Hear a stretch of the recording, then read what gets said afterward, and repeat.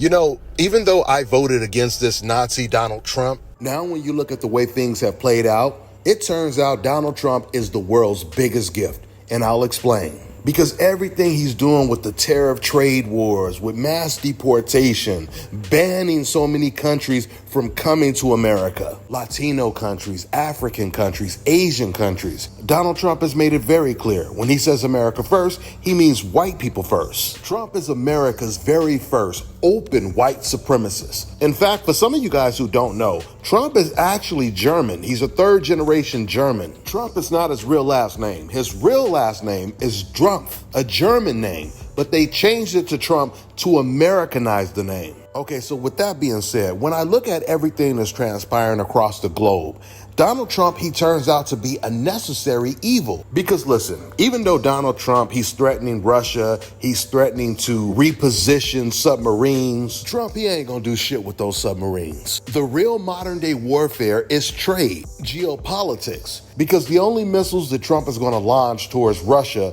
are tariff missiles. He's gonna raise tariffs on Russia, China, and everyone else who collaborates with BRICS, because Trump's way of thinking is, you gotta pick a side. You're either with me or you're against me. And BRICS is an organization that wants to evenly distribute the wealth across the globe when it comes to infrastructure, nuclear power, for developing countries, combating terrorism and corruption. In 2025, BRICS is emerging as one of the most powerful economic groups in the world. Today, BRICS represents half of the world's population and controls over 35% of global GDP. And this alliance has expanded to 10 full-time members. Is a new global power center being formed?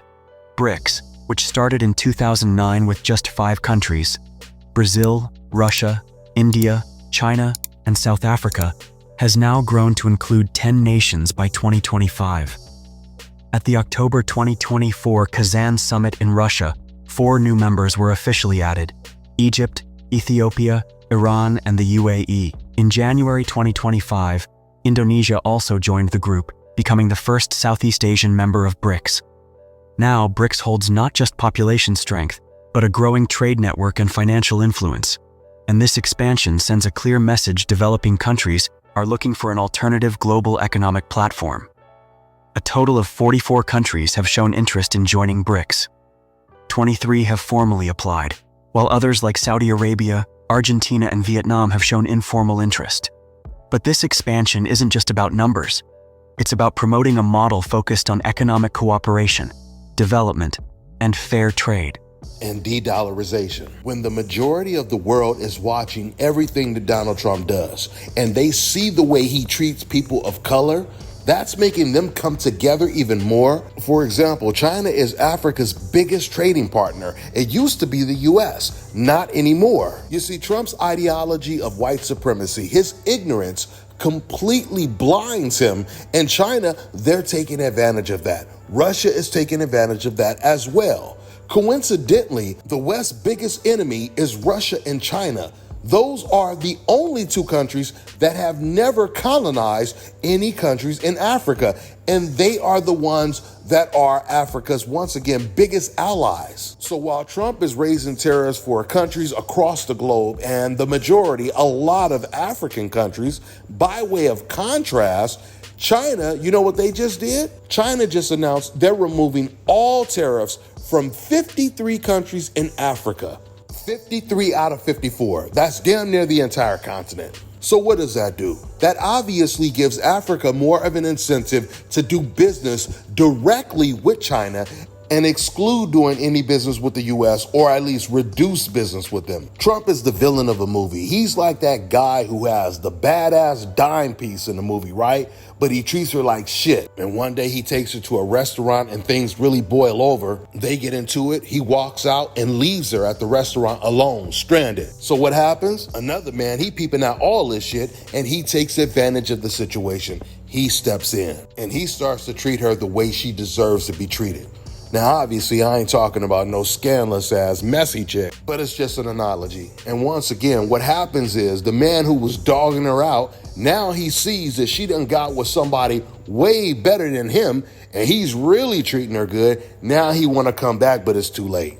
This is the situation that Donald Trump is in right now. He has isolated himself from all the other countries across the globe, thinking because, he's white and he represents the US, we're the most powerful, etc., we could just bully every other country. But it doesn't really work that way, especially if all those other countries start to come together. So his actions have completely backfired. Once again, it's not just Latinos. When it comes to Africans in general, Trump has made it very clear that Africans are not welcome to the US when it comes to his ban list. But while Trump is building walls, Russia and China, they're building bridges. And they're treating Africa, South America, Central America fair. When they do business with these other countries, the deal is not one-sided like it was when the West was doing deals with Africa and other continents. Donald Trump's radical decisions has just strengthened so many countries across the globe.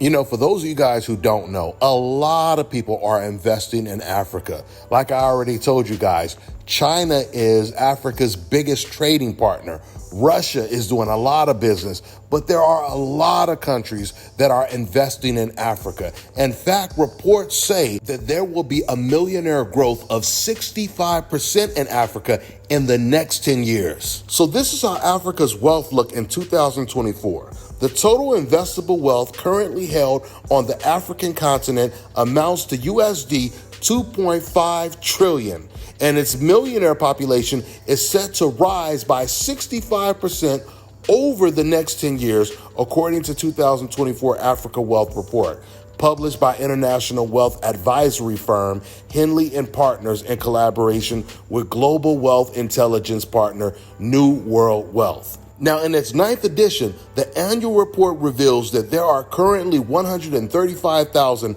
high net worth individuals with liquid investable wealth of USD 1 million or more living in Africa, along with 342 centimillionaires worth USD 100 million or more and 21 dollar billionaires. Africa's big five wealth markets, South Africa, Egypt, Nigeria, Kenya, and Morocco, together account for 56% of the continent's millionaires and over 90% of its billionaires. So within the next decade, Africa will have more millionaires than any other continent on the planet. And this is what makes Russia and China so smart and makes Donald Trump look so damn dumb. Because Russia and China, they see the big boom in Africa. They see the potential. They understand that Africa is the richest continent on the globe when it comes to natural resources and minerals. But Donald Trump, he doesn't see this because he's blinded with hate. And by the way, when I said that Donald Trump, the majority of countries he has on his ban list are African countries. Of course, he has Asian countries and Latino countries on this list as well. In fact, the first country that was announced on this list was Cuba. But the countries that Donald Trump made sure to exclude in Africa was Burkina Faso, Niger, and Mali, the AES. He didn't raise tariffs on these countries, and he didn't add any of them to the ban list. Which means regardless of what Trump personally feels about Africa, he desperately wants to do business with these three countries because of their natural resources: gold, uranium, lithium, coal, and more. But once again, Donald Trump, he's trying to get back with his girlfriend, but she done found a way better man. So now the U.S. will never receive the type of loyalty that China and Russia are receiving from Africa because they don't respect these countries the way China and Russia does. So like I said, man, Trump is the biggest gift to the world, and he's damn near 80 years old right now. Man, I'm hoping that he doesn't die. I hope he does his entire term. Hell, Donald Trump is even talking about doing a possible third term. I hope he does, because the more he screws things up, the more he brings other countries and continents together.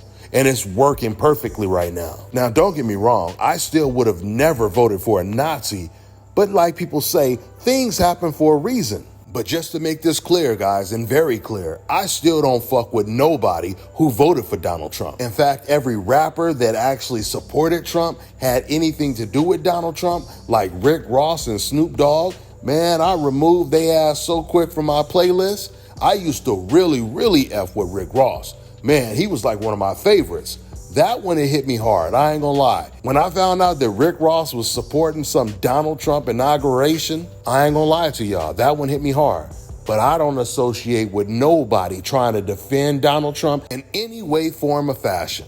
And it don't matter how many racist Mexicans and other Latinos that Donald Trump deports, I would never associate or support a Nazi or a Nazi sympathizer. I mean, yeah, once again, Trump, he's deporting a whole bunch of Mexicans that are extremely racist to black people. I mean, the main people that Hitler targeted were the Jews. But you would be ignorant as hell to think that he didn't feel the exact same way about black people, or even worse.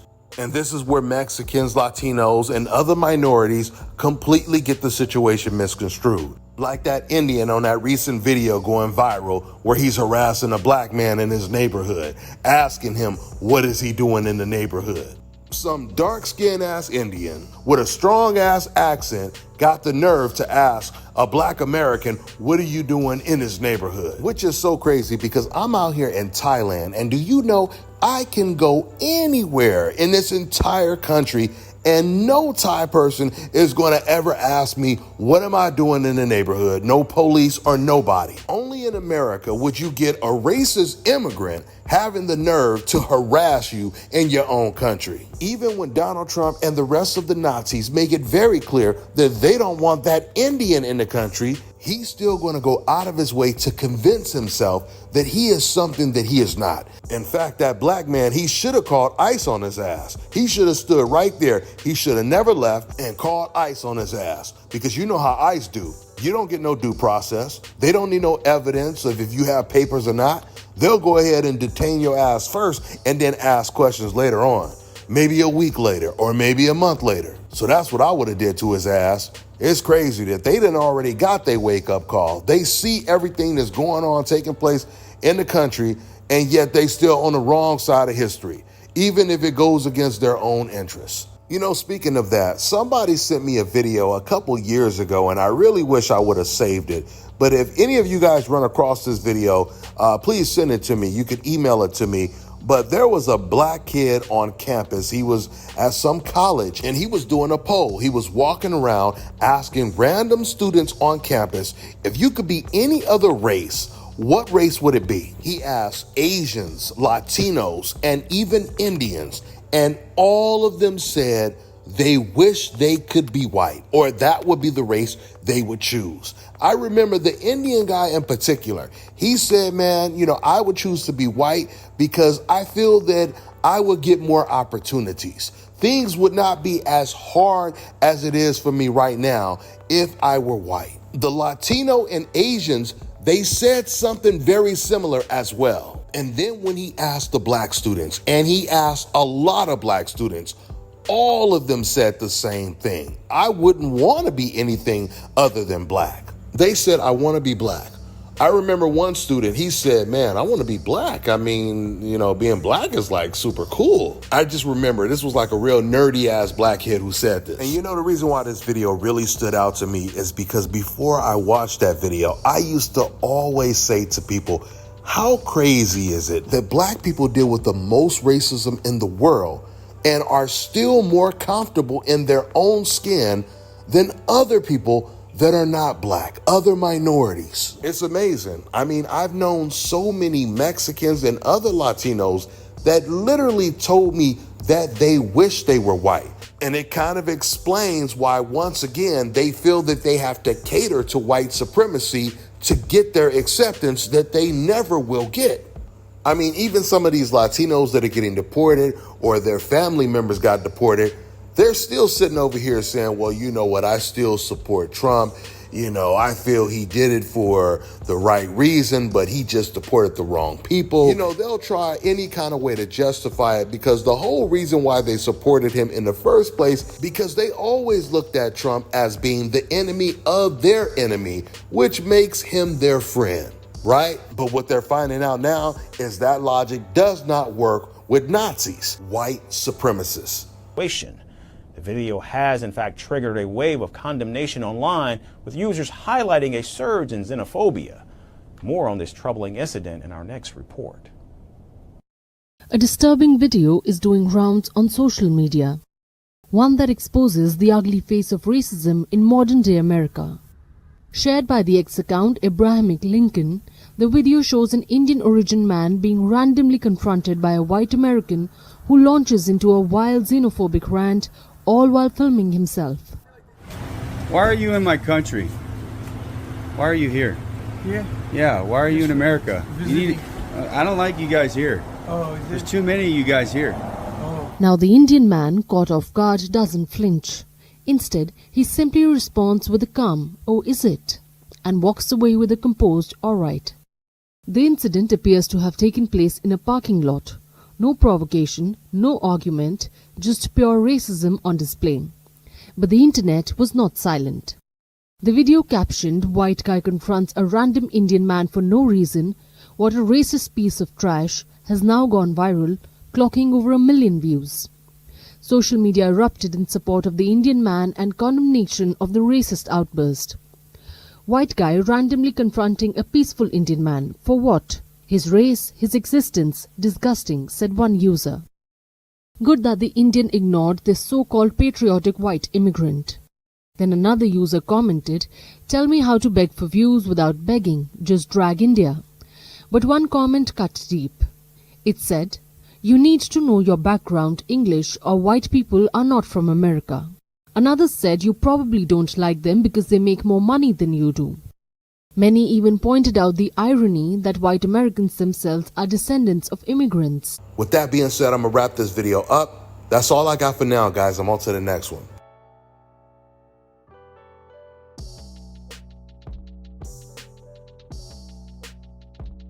Let me tell you guys about Issa Israel Law Firm. It is a full-service legal practice based in Denver, Colorado, an emerging hub for combat sports and high-altitude training. If you're a fighter inside or outside of the ring and you need a law firm you can trust to fight for you, visit thefighterfirm.com or email help@iilawfirm.com. Legal representation is usually limited to plaintiffs or defendants in Colorado, but iFirm can help anyone in the world with trademarking their business name, logos, and U.S. immigration issues. This brother has been my attorney for a while and helped guide me through all kinds of business and civil issues, so make sure you guys go to thefighterfirm.com. All right, now check this out, guys. If you're looking to repair eczema scars, burns and bruises, dark spots and blemishes, fever blisters, diabetic ulcers, this right here is the perfect product for you guys. It's called LO Deki Face and Body Oil. Athletes and top-ranking boxers, they're also using it after training to reduce swelling, inflammation, and to ease the pain. So get yours today. Go to lodeki.com, like them on Facebook, and follow them on Instagram.